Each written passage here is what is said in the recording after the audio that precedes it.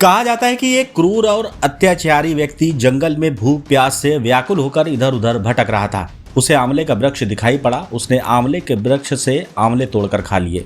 फल खाते समय वो पेड़ से गिरकर मौत को प्राप्त हो गया। यमदूत जब उसके प्राण लेने पहुंचे तो वे उसके शरीर को छूते ही दूर जा गिरे। ऋषियों ने बताया कि ब्रह्मा जी के नेतृत्व से जिस आंवले वृक्ष की उत्पत्ति हुई है उसका फल संसार के लिए अमृत समान है।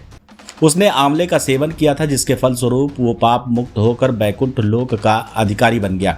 आंवला नवमी की कथा एक ही वृक्ष में विष्णु और शिव का संगम है। कल्प भेद से एक अन्य कथा का संदर्भ मिलता है, जिसके अनुसार एक बार माता महालक्ष्मी पृथ्वी पर भ्रमण कर रही थी। विचरण के दौरान उनके मन में ये विचार हुआ कि भगवान विष्णु और भगवान शिव दोनों की एक साथ पूजा की जाए, किंतु प्रश्न ये था कि ऐसा कौन सा माध्यम हो जो दोनों देवों को समान रूप से प्रिय हो।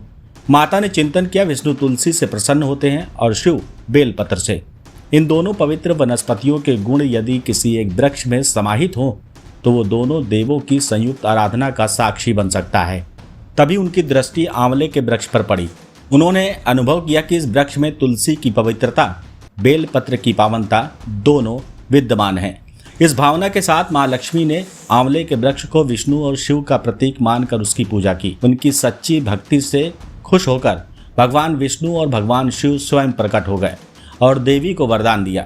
माता लक्ष्मी ने प्रसन्न होकर आंवले के वृक्ष के नीचे दोनों देवों को भोजन अर्पित किया और उसके बाद वही भोजन प्रसाद रूप में स्वयं ग्रहण किया। चरक संहिता में ऐसा उल्लेख मिलता है कि अक्षय नवमी के दिन ही महर्षि च्यवन ने आंवले के सेवन से सदा युवा रहने का वरदान पाया था।